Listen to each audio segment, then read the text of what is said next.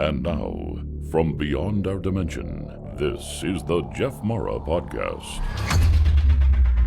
Here's Jeff. My guest is Allan Lavigne, UFO insider, former investigator for A.P.R.O, which is Aerial Phenomenon Research Organization. He's also taught counter-surveillance detection and has a background in federal law enforcement. Allan, welcome back. It's great to have you again. Thanks, Jeff. It's great to be back on the show. Looking forward to our conversation. Well, skeptics out there are saying that disclosure is dead. But behind the scenes, I believe you're saying that is not true. So can you tell us what's going on? It's definitely not true. There was a lot for the last 3 years. The UAP bill that Senator Schumer first penned and put into the vote. Let me stop you for 1 second. Can Sure. you just share briefly what the UAP bill is? The UAP bill, it actually was passed back in, it's been 3 years now, was passed, but they stripped out a lot of the more controversial parts of it. What it sought to do was to have all the government organizations declassify everything they know about UAPs and allow the government authority to go into private contractors and recover any materials that were given to them by the Pentagon or that they recovered themselves, and also to have a presidential commission to review anything that is currently classified and release that to the public. Now, the majority of the bill was passed. The most important part to the general public right now, because they can access this, is the National Archives was tasked with soliciting all the confidential documents concerning UAPs prior to 2000, I believe it was. They need to be released from all the different government departments and given to the National Archives. And they were given a year extension on recovering those documents, and they started releasing them to the National Archive in April of this year.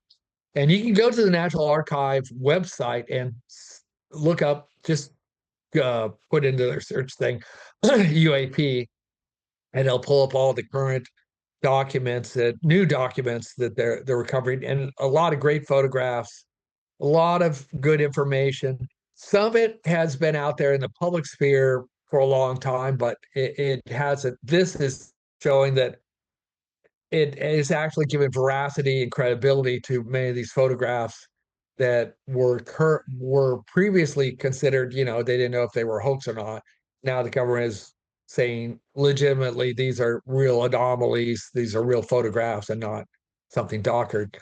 So that's there. The controversy, the two things that were stripped from the bill was eminent domain, which would have allowed the government to go into a private contractor and seize materials.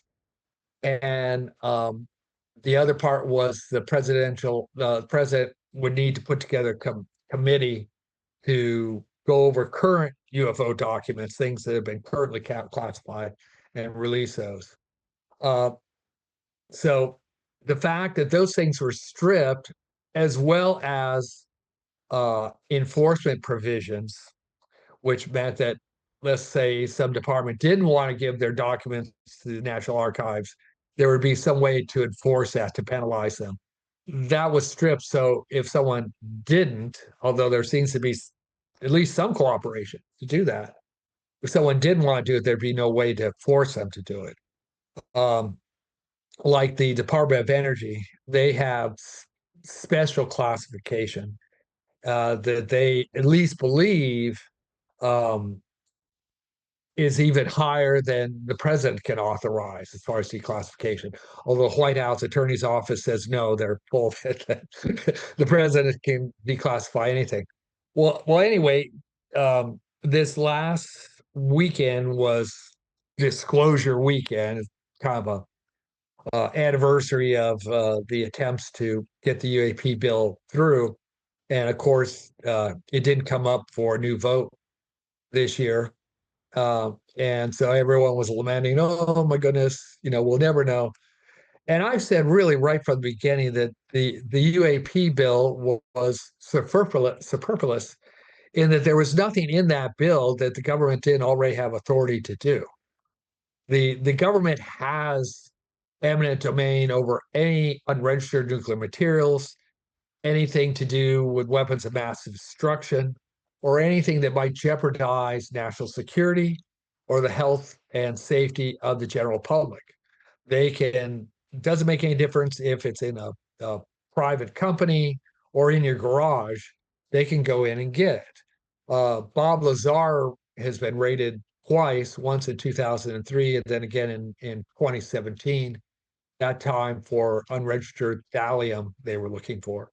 So the in fact, a Gibson guitar was raided a few years ago because they had unauthorized rosewood I that they remember had that. bought outside of a trade agreement. They sent the FBI SWAT team in to get it. So if someone like Lockheed or Boeing has extraterrestrial spacecraft, however they got it, the federal government has the authority to go in and get it. They don't need a new law to do that. These companies that may have uh, retrieved vehicles, is it possible that they have so much money and they give so much in campaign contributions that nobody will ever investigate them? Well, it's certainly part of it. Um, I think a good example would be Bigelow's attempt to get Lockheed's cache of UFO materials. And we know exactly what those materials were because there's a contract that was between them that was recovered through the Freedom of Information Act. And I've made that contract. I've passed it around to a number of podcasters, and it clearly describes what they had and what they plan to do as far as transferring to Bigelow. And the science division of the CIA, Gaffney, who was heading it at that time, squashed that deal. Um, and I think it was the reason it was squashed was because they the big military industrial complex. They prefer Boeing and Lockheed and Grumman and these other companies have been working with them for years. They just want to keep it in the family. So yes, one hand washes the other. Um, Boeing pays into Boeing and Lockheed. They pay big dollars into campaign funding, and they're on K Street in Washington and have lobbyists, you know, uh, going to the Pentagon, twisting arms. Um, but it goes both ways too. They become preferred contractors. That they're the ones that are going to get a contract if the military wants something built. So it's a very incestuous relationship there. Um, Let but me is it possible to get that information out? Yes, it is. And one of the things that I've shared, and I've shared it vociferously for quite some time, is if we really want disclosure, what we need to go after are the currently classified transcripts of, well, whistleblowers that have been testifying to the Senate Select Intelligence Committee. There are 21 members of the Senate that head that, and they have heard testimony since as early as 2019. Sworn testimony. They've been presented evidence, physical evidence, radar data, signals data, film, video, photographs, and even metamaterials that were taken into evidence and classified. And that's a matter of physical record. And there are only 21 members of that committee, and they have the authority to declassify those transcripts with a simple majority vote. And they don't need presidential or executive branch permission to do that. They did it in 2014 when they released the transcripts concerning whistleblowers who outed the CIA interrogation program overseas. They had, just like now, uh, quite a few years of testimony that they released to the general public. They just redacted the names of the whistleblowers and made all that uh, available to the public so that we could learn what the CIA was doing. We can do the same thing now. The, this new documentary coming out here at the end of the month, end of November, November 21st, Age of Disclosure, you're going to see a couple dozen politicians, intelligence officers, generals, and stuff talking about what they know about uh, alien interfacing with the United States, what the legacy programs, what we know, what we don't know. Um, and many of these people were former Senate Select Intelligence Committee members, like uh, former Senator Rubio, who's now Secretary of State. He headed that committee for a number of years. Um, uh, so he's heard it all. He knows with absolute certainty that we have alien technology, that we're trying to back engineer it. Um, and he's heard testimony from engineers, scientists, private contractors, um, and it's a matter of record. Now, the Senate Select Intelligence Committee is one branch that's heard it all, but you also have the Armed Services Committee. You also have the Intelligence Community Inspector General's Office, who uh, claim that the investigation evidence that David Grush presented to them was both credible and urgent. And that investigation has been ongoing since that time. In fact, that inspector general was canned, and a new one is involved now, and the investigation is ongoing. We also have unit special task force within the FBI who's investigating crimes related to these legacy programs and the UAP intrusion into restricted airspace, threats against whistleblowers, and actual threats against setting Senate members. Um, Jake Barber, who is former Special Forces operator, who's heading Skywatcher now, who's trying to who are investigating UAPs and trying to call them in and record them and get data. Um, he released a transcript between himself and a Senate, not a senator, but a assistant to a senator, with concerns about how they had been threatened, members of the Senate had been threatened, and how other members of the Senate had been corrupted by the military-industrial complex and uh, private contractors. So behind the scenes, there's a lot of things going on.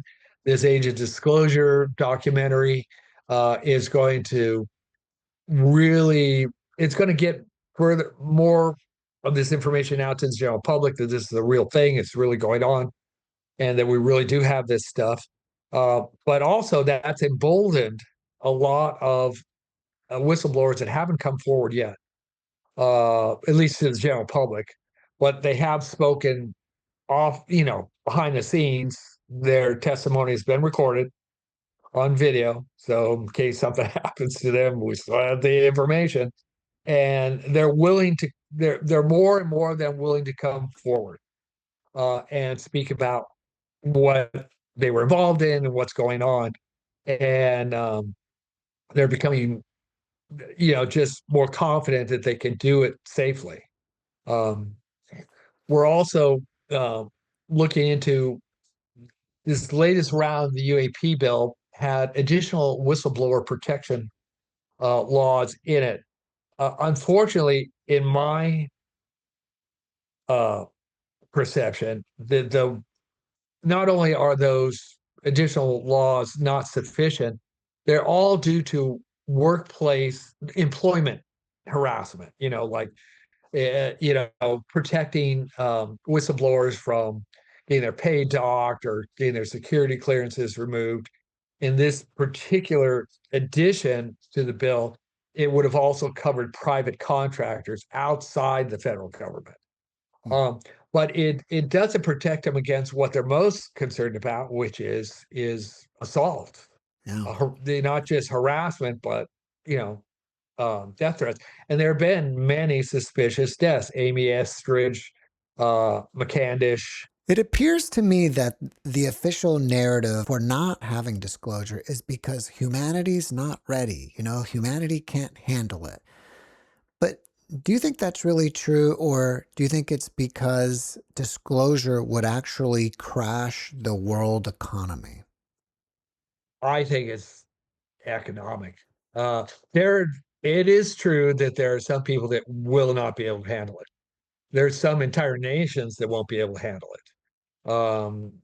And there's some international governments that absolutely don't want this to come out. The Chinese are a good example. There was a big push in the late 90s for disclosure by the Chinese government, and they took the leaders of that movement and executed them publicly in front of their supporters, and threatened that if this ever came up again, everybody else would be, set off to make Nikes. So they there's no way in the world they want it to come out because it's a threat to their authority. Uh, I doubt that even if we have communication with extraterrestrial, some non-intelligent, uh, non-human intelligent civilizations, that they don't want to get involved with our politics. They don't want to get, be asked questions about how they live or if they have governments, how they're structured. And they just, yeah, they want to do their thing. They might want to be involved in a government, you know, upper levels of the government and trade or technology or whatever, but they don't want to talk to you or me. There's no interest. I mean, try and talk to one of your politicians, even your individual representatives. Um, they'll only do it at a town hall or you twist their arm. You can only ask one question. Can you imagine the questions that an extraterrestrial representative would get from the general public, and just some of the crazy questions they would get? So they don't want to get involved with that. So yes, there are some people within our, you know, uh, national within our society and world that would freak out if they learn that we're not alone. But I think the main concern for the government is twofold: one, economic, and secondly, um, a threat to government. Just it would really hurt their authority to go like, hey, there these other civilizations are far more advanced, far more intelligent. Everybody's going to want to know who they are, where they are. They were going to want to know how they live, and it'd be very, very disruptive to governments worldwide. And anybody considering releasing the information, they don't want to be hit with the non intended consequences that could erupt from it. Um, it could go one of two ways with the stock market because of the uncertainty. If you just say, yes, we have recovered extraterrestrial technology, well, the stock market could look at that as just horrible uncertainty. How is that going to affect the energy sector, the medical sector, transportation, um, materials? And they could freak out, pull their money. We're not going to put our money into anything until we know how this is going to affect all these different sectors. On the other hand, and we're seeing this with AI, everyone is putting money into what's it, Nvidia, this AI big stock user, and AI. Yes, we're seeing its use in large language models to do cute little animations and cats taking over the country and things like this that are kind of personal use. And it's being used more widely with robotics in manufacturing and different clerical uses for answering phones and stuff. But it's certainly a long way from the promise of taking over medicine and performing surgery and curing cancer and coming up with new fuel sources and stuff. It's a long way from that. But people are still putting money into it because of the promise that it holds. And so there's Avivia's stock is very, very high. Anything to do with AI stock is just going straight up when really there's nothing really to show for it. We don't even have the infrastructure as far as server farms built yet, or the energy for those farms to really carry out what the big picture would be as far as what AI could be used for. Well, And that is too partly what this battle for disclosure has to do with. And it's not about transportation, building a spacecraft. It's about energy sources. If Bob Lazar is correct when he says that these ships were powered by basically a tabletop nuclear accelerator, which didn't give off any heat, defying all entropy. Uh, that would Something like that could fuel all the AI server farms in the country. Right now, they're considering building small nuclear reactors for each of these AI farms, along with special cooling plants and everything that would be needed. Just you're talking years and years and billions of dollars, and right now there's not enough energy on the planet to uh, run these things. But if in fact there are these energy sources, these tiny nuclear plants that could run everything, it'd be fantastic. David Grush 2 years ago did a private conference in New York, and he talked about one recovered craft that he was aware of, which is fascinating in that on the outside, the craft measured 40 feet, but on when you entered it, the inside was like 400 feet across. And they measured it as consuming a terawatt of electrical power or producing it. And you're going like, how's that done? I mean, if you could do that, if you can find the power source and exploit that power source, it would just be a huge, huge uh, benefit to this country, to the world in general, and would solve a lot of energy problems. So that's a big battle too. Who's going to get that technology? The military industrial complex, the Pentagon and Boeing and Lockheed said they want to keep it for themselves. Silicon Valley, on the other hand, wants it to run their infrastructure, their AI plants and stuff. Um, a few months ago, President Trump relocated Space Force to Alabama, and everyone's go, why did they move it there? Well, people, and again, this is open source; it's not secret. You can Google this. You have huge Space Force facilities already right next door in Alabama. There's about half a dozen, and they're currently building the largest AI server farm in the country there. They call it Colossus, which will be definitely, taken advantage of, will be used by Space Force.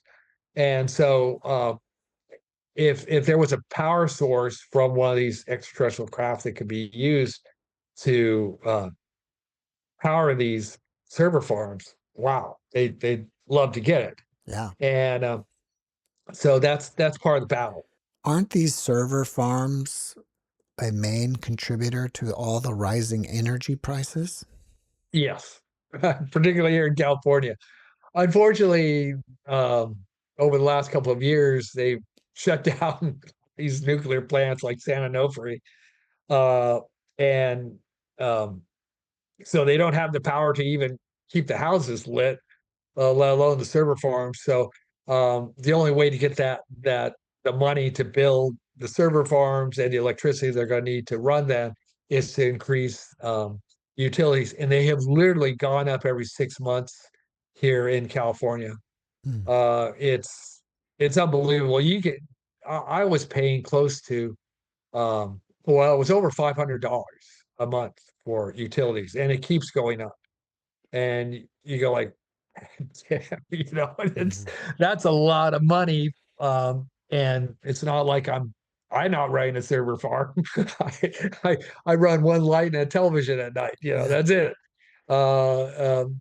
But it's just a ridiculous cost, and it will continue to go up unless they find another way of powering these things. Let me ask you this, and Yeah, it's a little bit different direction, but what sure. percentage of the people of Earth believe that the governments of the world are communicating with ETs? 43%. That's the most, 43%. yeah, that's the most recent statistic.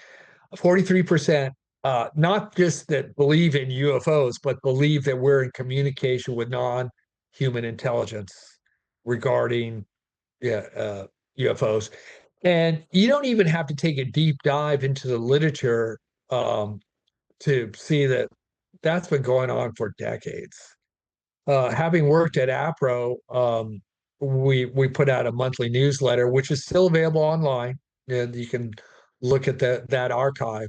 And there are just case after case after case of extraterrestrial contact, but not just the Greys and the Mantis and the Nordics and stuff, but with every imaginable thing. It was like this is like a hot spot for visitation.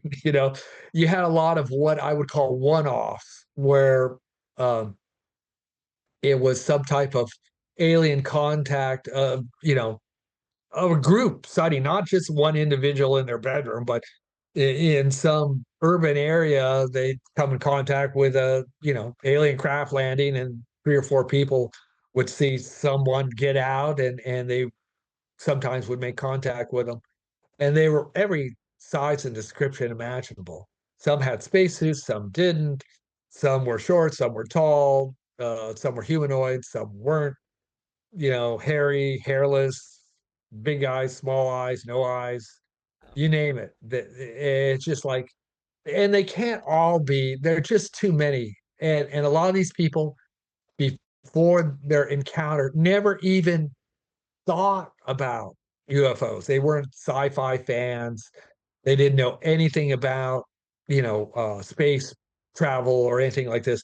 A lot of the areas, they're smaller towns, not that they don't land in big towns and highly populated areas too, but what I can say about the smaller towns and hamlets and more rural areas is these people are less prone to know anything about this kind of stuff. And when they come up with something, very detailed and credible, and it's multi-witness, and there's physical traces at the site, um, it is very believable. And like I said, that there are just too many um, not to take this seriously.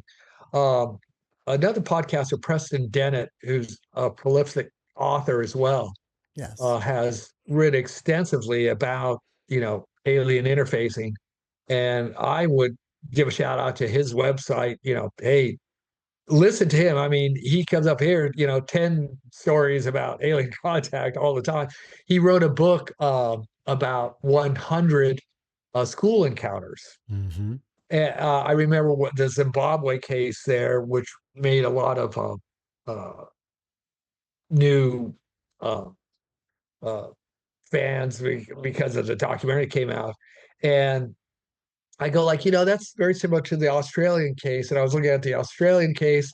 I go, oh, this is very similar to one that happened in the UK.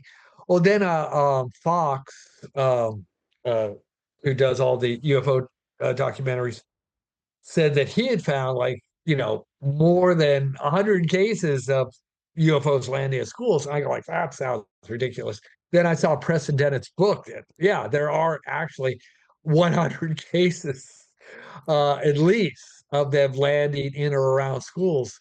And so, and it also speaks to this because I hear this all the time. Why are they so secretive? They're not. They're not. They're not. It's not like they're silent. I hear that all the time. Why don't they tell us what they want? There's there's five things they always talk about. First off, at least the general public has this question: where do they come from? And there's four types of, well, some people say they're extraterrestrial, some say interdimensional, some say they're metaphysical, they're spirits or angels, and others say they're time travelers. In the majority of cases, I'd say 95 to 99% of the cases, when someone communicates with them and asks where they're from, they almost always say it's either a planet, a star, or a different galaxy. There are a few outliers there that have said that they were time travelers. No one, I've never heard any of them ever say they were interdimensional or that they were spirits or angels or anything like that. So that's the first thing. And then as far as what do they say to the people they're interfacing with is number one, get rid of your nuclear weapons. They're very concerned about the nuclear weapons and that they're dangerous and we shouldn't have them. I don't think it could be that they don't have a really good handle on our weapons stockpile because if they think those nuclear weapons are dangerous, they should look at our chemical and biological weapons as well, because they are planet enders probably more efficiently than the nuclear weapons are. But anyhow, well, they want us to get rid of our nuclear weapons. The second thing they always talk about is we're doing environmental damage to the planet. We should stop that. The next thing is they'll give the individual visions of either imminent natural disasters or man-made disasters, volcanoes, floods, earthquakes, stuff like that. And the last thing that is routinely talked about is some form of hybriding, either to preserve the human race or to genetically interbreed with the human race or to preserve their dying race. And that's another topic that routinely comes up. When you worked for A.P.R.O, Mhm. would you say, or can you put a number on how many people you've investigated? And while we're at it, when you did go to their houses and meet with these people, were there telltale signs that you immediately knew that this person was credible or not? Well, just like in law enforcement, if you're investigating a crime or interviewing a suspect or victim, if you're interviewing them at their home, their environment is going to tell you a great deal. Anybody's home environment is going to suggest what what's going on there. You know, if you go into a home and there's drug paraphernalia everywhere around, and you're gonna like, okay, there's a bunch of empty, liquor bottles or something. That's going to influence what this individual is telling you. So, um, uh, th there's a lot there. Here's an example. Well, the last case that I investigated was the Betty Andreessen case, and uh, I did that with Ray Fowler, and that file ended up being over 600 pages. We didn't just interview her; we interviewed her father, her children, her neighbors, her employer. We did. We looked at her finances. Um, she is a very religious individual, so we looked at her religious practices and her pasture, and it was very comprehensive. And it will tell a story beyond what the individual is saying to you. Looked at their medical history. It's very comprehensive, more so than you would a police investigation. So yes, the environment that you're meeting someone in, if it's their home environment, they can tell you a lot about what's going on with them, and will either add or detract from the credibility. It's just reality, because in many of the cases, you only all you have is a story. There are some that have physical evidence, that can be analyzed, but in many cases, it's just anecdotal. And I'm not dismissing that at all. People, you know, get life sentences for anecdotal testimony in criminal cases.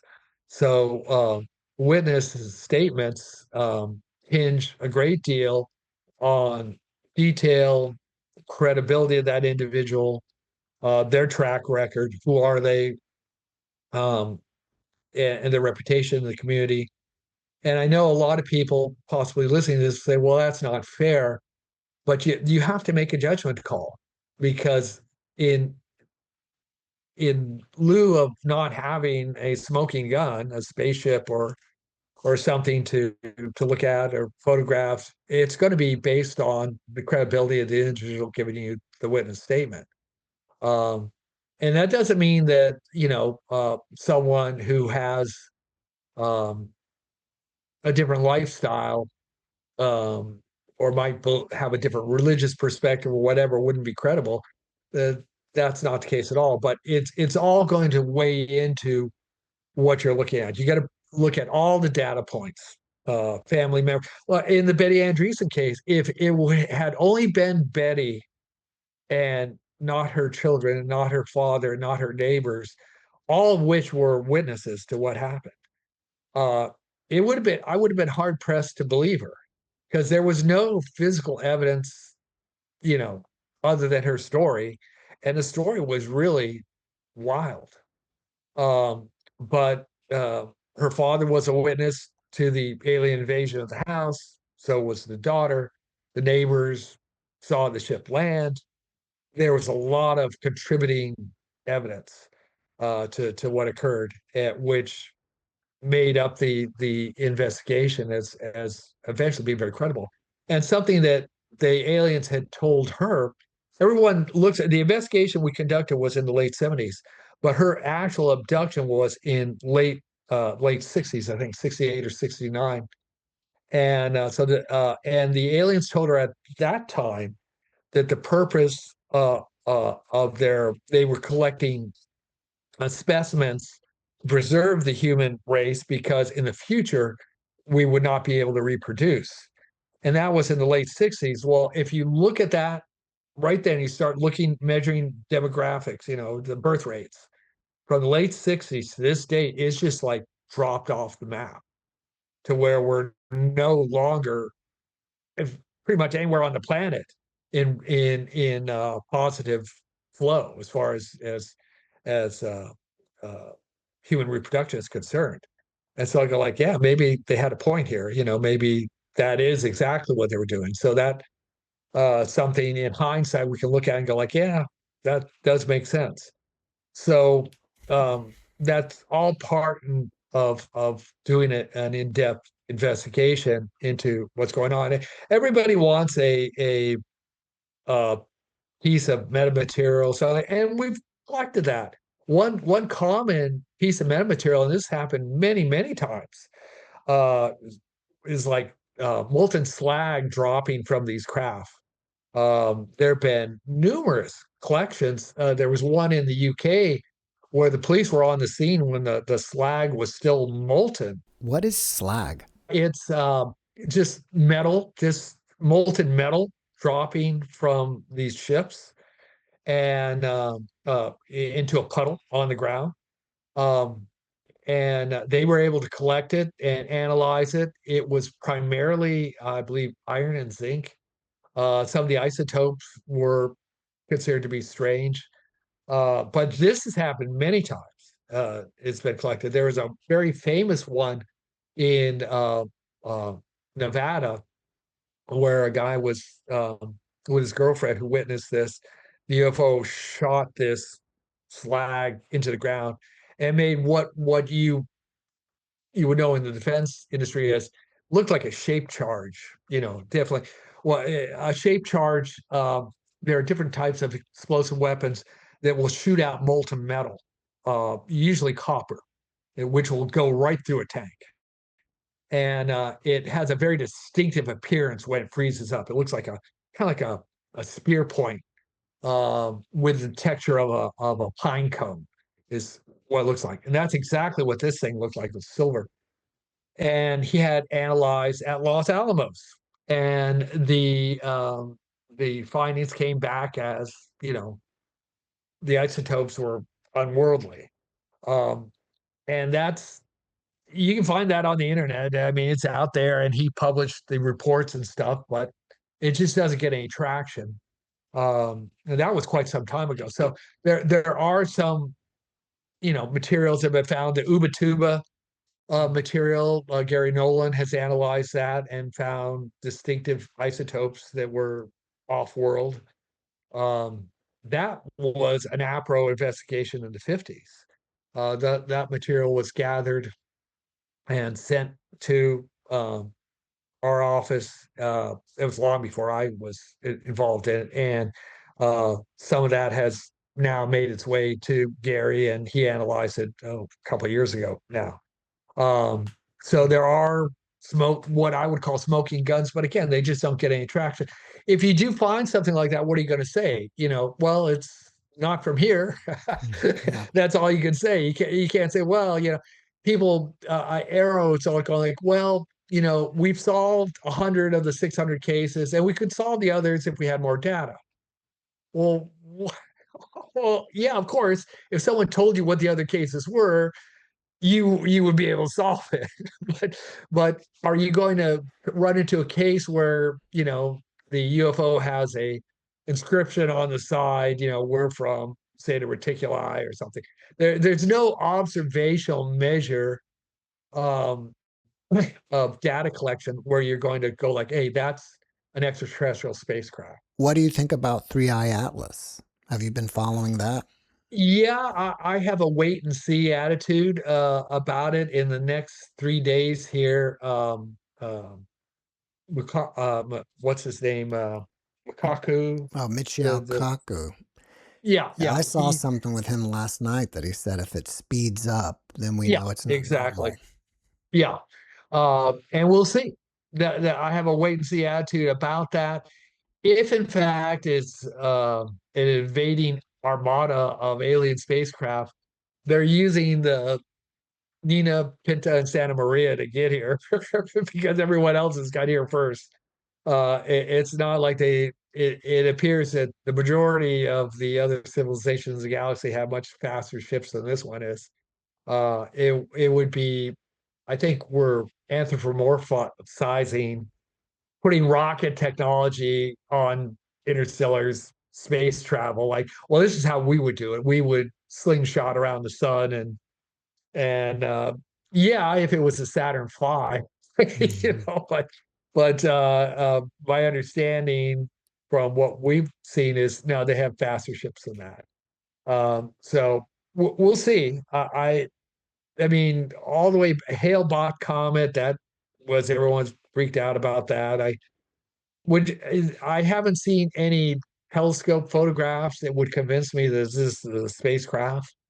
It looks like any kind of space debris. There's so much space debris out there. It doesn't have to be a comet. I mean, you have exploding neutron stars, you have binary stars that collide and explode, send off, you know, pieces every direction.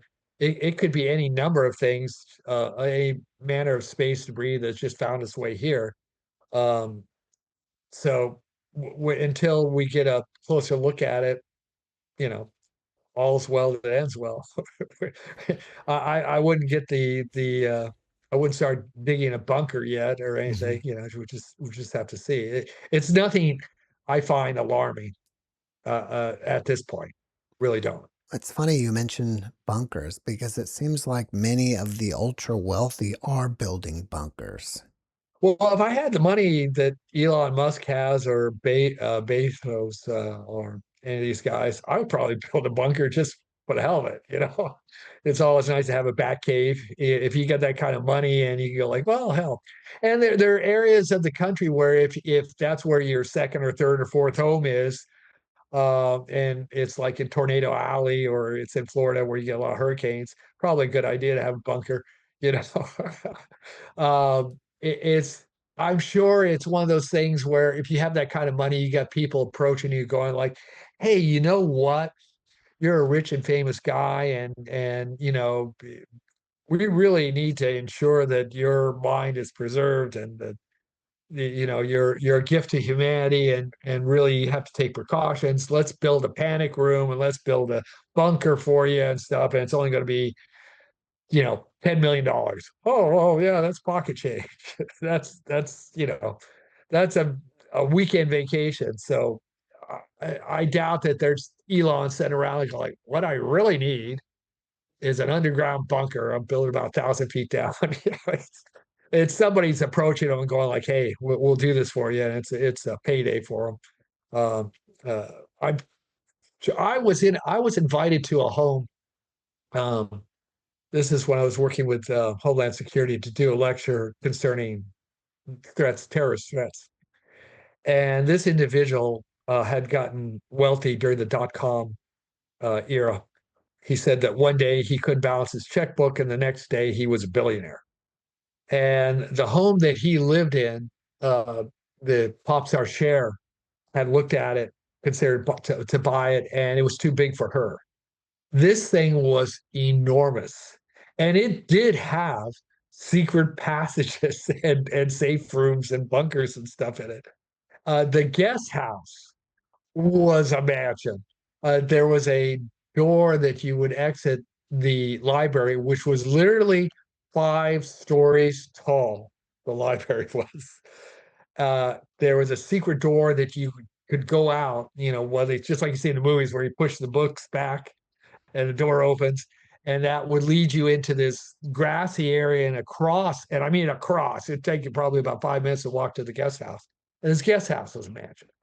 So with that kind of money, you just like you can use it to do anything. And I, like I said, if I had that money, yeah, I'd build a bunker. It'd be cool, just to have one. Might never use it, but it's fun to take friends down. Hey, look what I got. So Do you think that UFO activity is increasing? I think the awareness of it is increasing.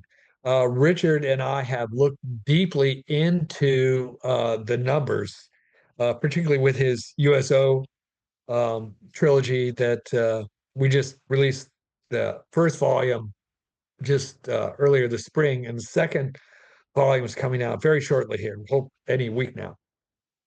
Um, look very closely at the numbers from all the leading websites that are reporting this, and we estimate around 50,000 actual credible sightings per year. And we know from doing polls and stuff that only about 10% of people report their sightings. So if you have 50,000 reported sightings, you probably have about 500 actual sightings per year, 500,000. And if each one of those craft has about 4 occupants in it, let's say on average, you're talking, 2 million visitors to the planet, which is the standing army of Russia in size. And so that's now with the internet and communication the way it is, uh, and people running around with cell phones and cameras, high-end cameras in them, it's becoming much more aware. Back when I was at A.P.R.O, everything was snail mail. We had 3,000 members of A.P.R.O, investigators all over the world, but they literally had to sit down, write a letter, put it in the mail, and send it to us, send their investigation to us. People say, well, why didn't they just pick up the phone and call you? Because it was hundreds of dollars to make a long distance call. Uh, I remember the few long distance calls that we made when I was at A.P.R.O, and it was a big deal. You had to plan it and know how much it was going to cost and everything. The interview that we did with Jesse Marcel was a long distance phone call. And I know calls like back east, you're looking at even for a few minutes, you're looking at $100 back when $100 was $100. So communication wasn't like it is today. Was there photographic evidence and stuff back then? Yeah, Wendell Stevens, who was one of our investigators, wrote a number of books, and he had an unbelievable library of high end photographs, many from Japan. The Japanese uh, back then, everyone was carrying a camera with them like we carry cell phones today. And they had some remarkable pictures, many that I know had never been shown in public. He had two tintypes from the early 1900s, which I know have never appeared in any periodicals or online or anything. It was literally a 90-year-old man who was into photography in the early 1900s, and he was on his way to his great granddaughter's birthday party. He was literally on carrying his big old, light camera, tintype type camera, on his bicycle. And when this, what I would say, I would describe it as a giant tic tac, uh, came flying over this mesa, and he got two shots of it. And of course, it's black and white, but they're beautiful, immaculate shots of this thing going over the mesa. Very clear, very large, and there's nothing in the skies at that time that could explain this as being natural, or that it was a balloon or anything like that. It was clearly a giant tic tac looking thing, and those pictures have never been seen. So there today, with communication as it is, every day I see videotapes. I just saw two late last night.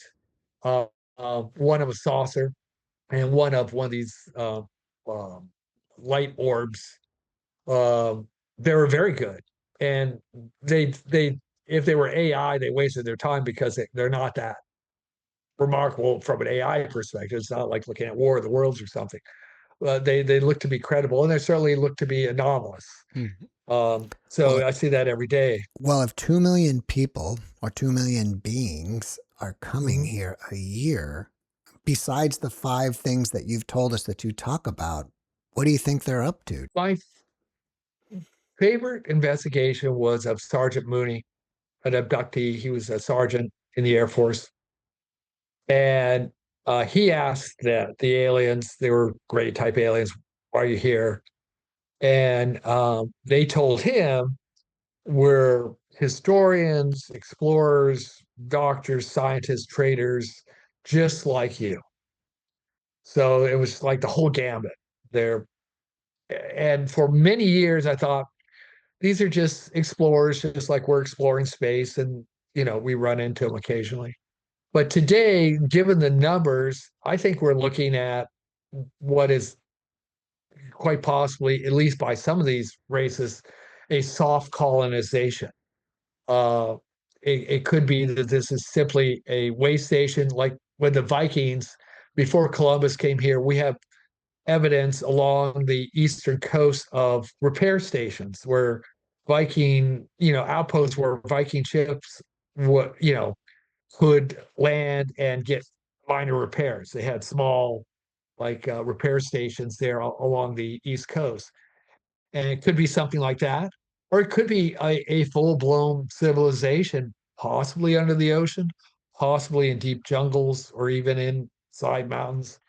If these are if these craft are able to be to travel through the ocean, through space, and maybe even through solid material, if they're able to open, you know, uh, with gravity, open portals to dive through. Maybe even going to a mountain isn't a problem. Who knows? But it would speak to me more of a soft colonization than it would be a just exploratory. And if we're dealing with so many different civilizations, they could all have different agendas. Some might be here for exploration, some might be just visiting. I recall an incident in the early 60s where a salesman was going home on PCH, which is a very busy freeway even back then. And he was a salesman. He was driving home, and in his van, he sees lights behind him, and he thinks the car trying to pass. So he pulls over a little bit of the freeway, and thing goes by him, and it's the spacecraft. It was kind of cigar shaped, but pointed on both ends. It pulls around in front of him and lands in the freeway in front of him. Stops, and he's slams on his brakes, and he's looking at it, and a humanoid gets out. Very human looking, only dark complexion, very slick back, very dark hair, had unusual colored eyes, wearing a black kind of smock-like uh, uh, clothing. And he came to his passenger side window, tapped on the window, and kind of made a motion, like can you open this? And he leaned over and rolled it down. And he said he talked in part talked to him verbally and in part telepathically. And it seemed the conversation was like this guy seemed to almost be a tourist. And he asked him, "Where are you going? What do you do for a living?" And the guy said, "Well, I'm going to my home down there in the city." And the guy says, "Oh, we call that a gathering." It was like a conversation, like you would meet some tourist from France or something on the street and just asking questions. And uh, after the conversation, the guy just got back in the craft and took off. It's one of those Wow. things like I call a one-off. And this Mhm. guy he was not a UFO buff. He never had any paranormal experiences. And this was the only thing like this that ever happened in his life. And you just go like, what the hell was that? When Who you was that guy? Do they just fly around the universe and, Mhm. and stop at interesting planets? Who knows? I have no idea. When you say soft colonization, does that also include hybridization? I would think so. You could. It's hard to say what they might be doing with the hybridization program.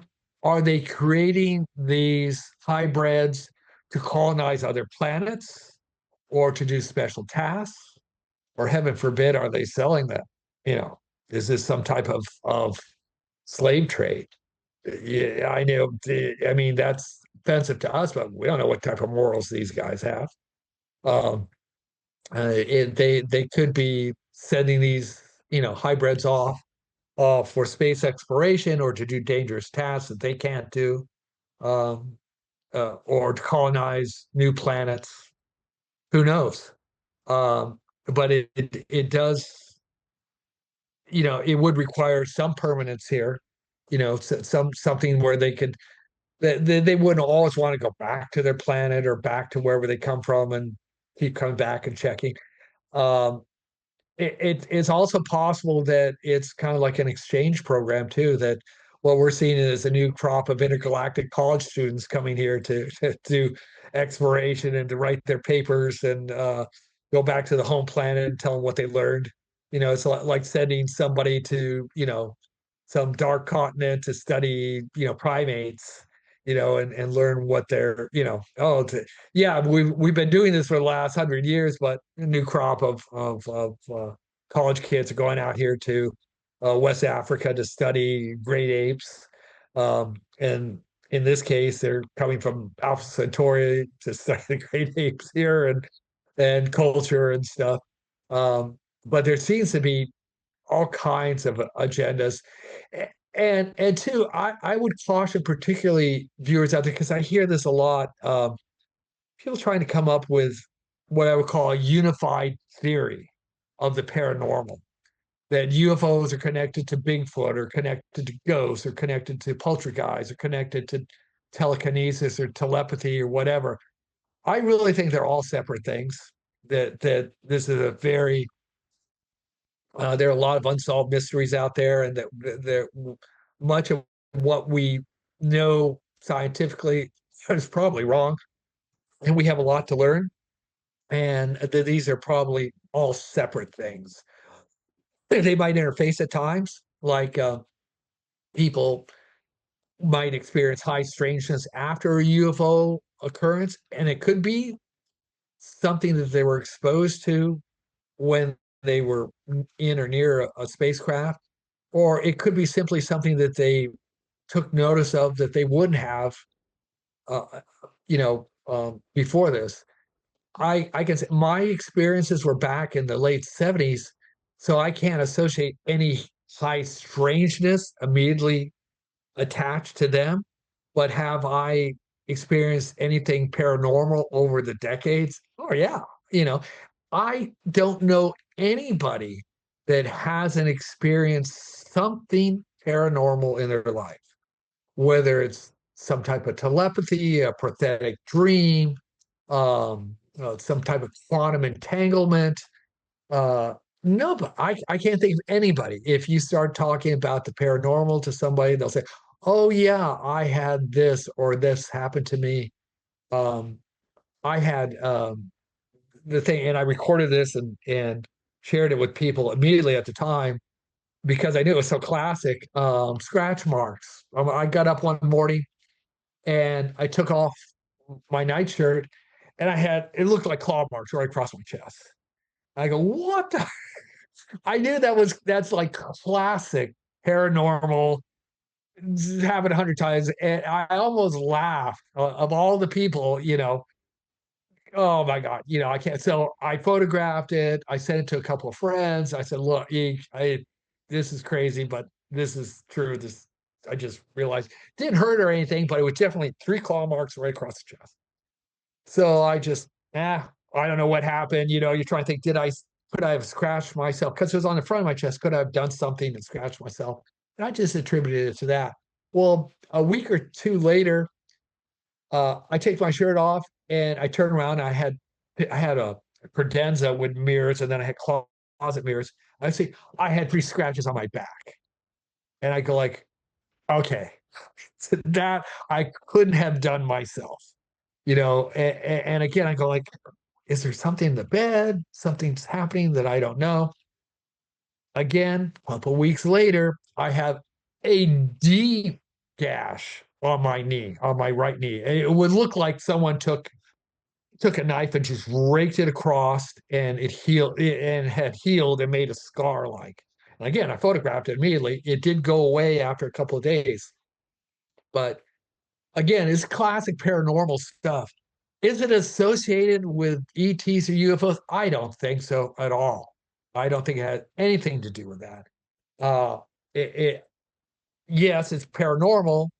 It's strange, but I don't think it has anything to do with the ETs or UFOs. It's just something that's out there. I've seen seen this type of incident with dozens of people and have recorded it and experienced it. I have had over my life different prophetic dreams that came true of future events, personal future events, nothing involving humanity or anything like that, but just like things very specific. Uh, and Russell Targ, who I have spoken with in the remote viewing program, every morning he tests his remote viewing ability and ability to uh, um, predict something, some future event. And every morning he has something. So the abilities are out there. There's something within our, you know, physics that allow us sometimes glimpses of the future or influence. There's some influences that affect us physically, create scratches on our body or something. What is, I have no idea. I don't think it has anything related to the extraterrestrial phenomena. I truly believe, because people often relate it to consciousness.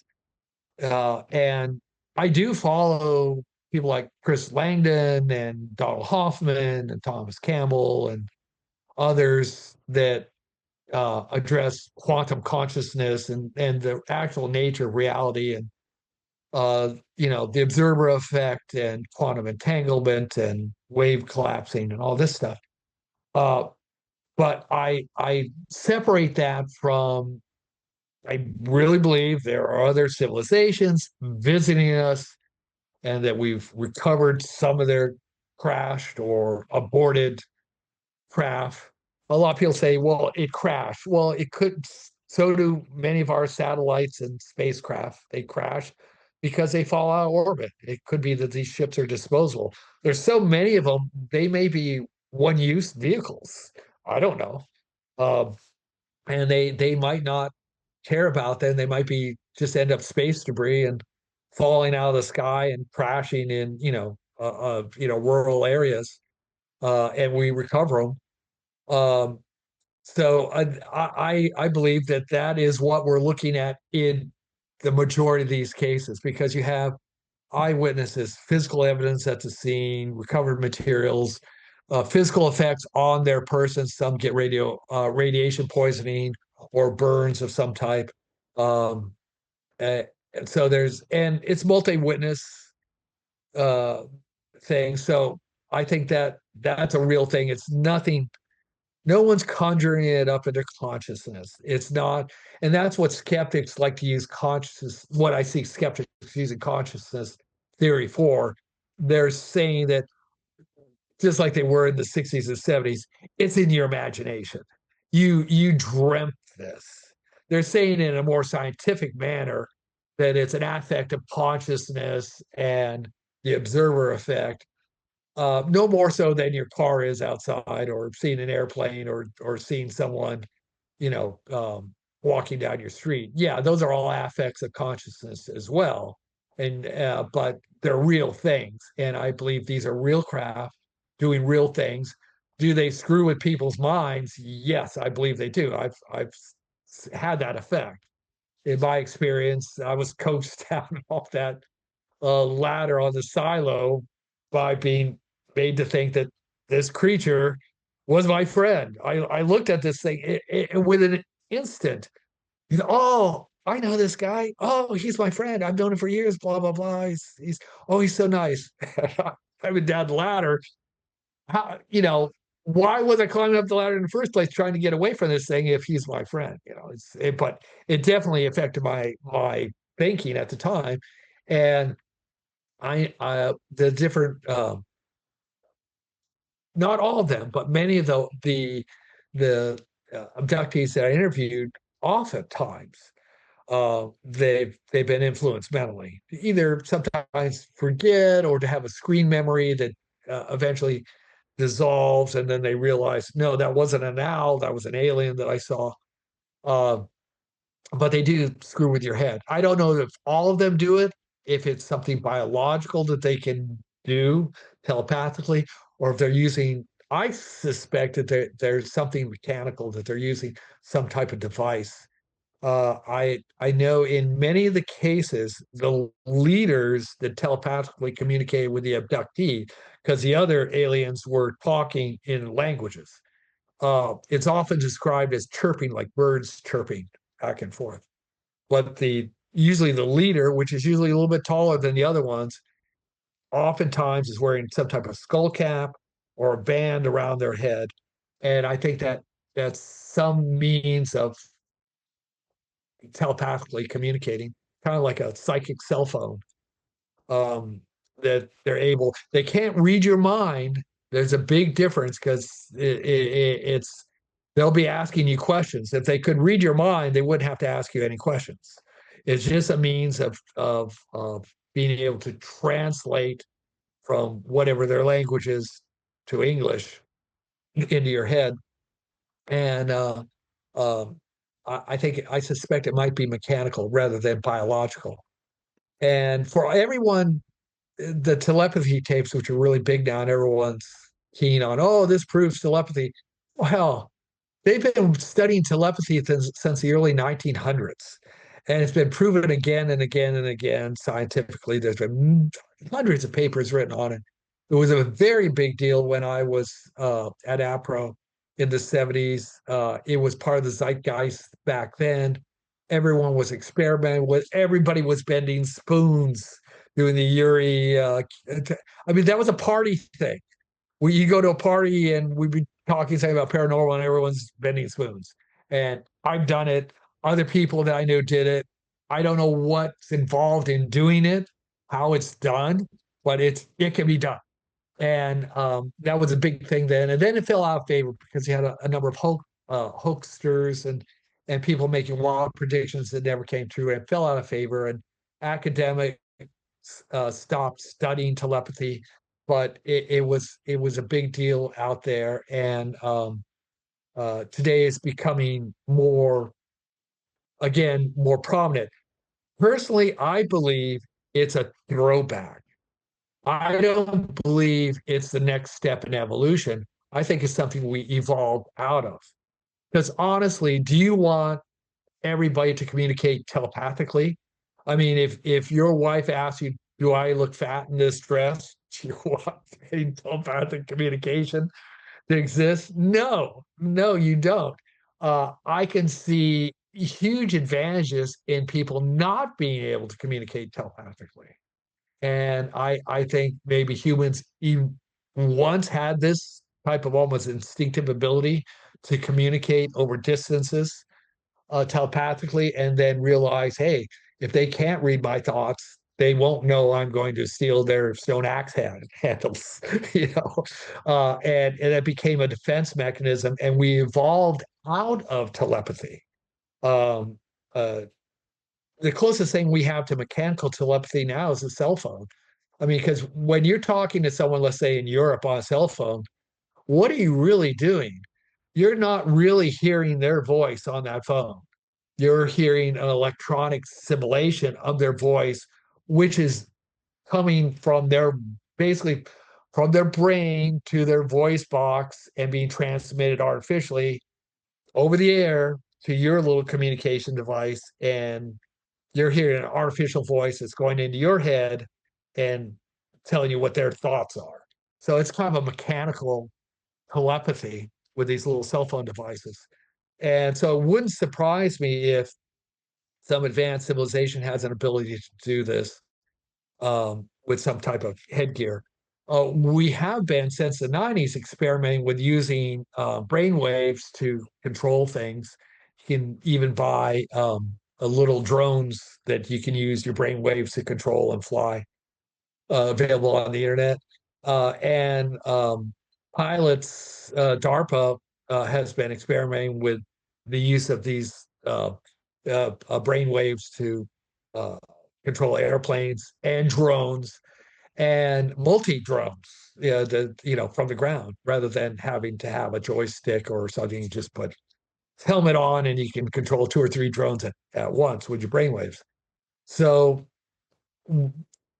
but as far as doing it biologically, I think that that may be, in fact, a throwback that we evolved out of.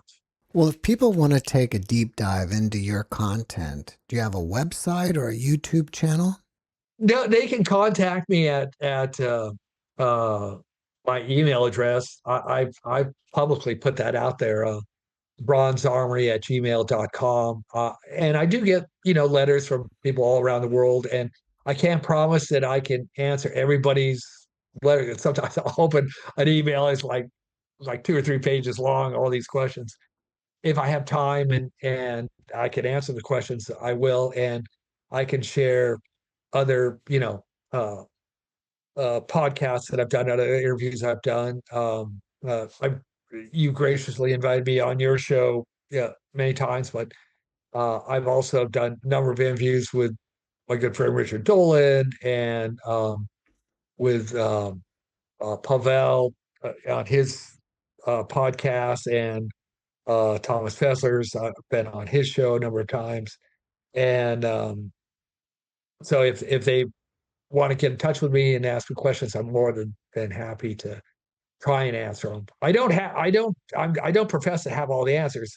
My uh, con- what I've considered over the years, my opinions have changed a great deal, over the years. What is possible, what's probable, what might be going on, what might not be going on. And right now, my thrust is to um, is is if we can, as much as possible, disclose what we might not know through a disclosure process. Right now, as I shared early on in this conversation, we're trying to get the transcripts from the Select Intelligence Committee testimony of all the whistleblowers, trying to get that declassified.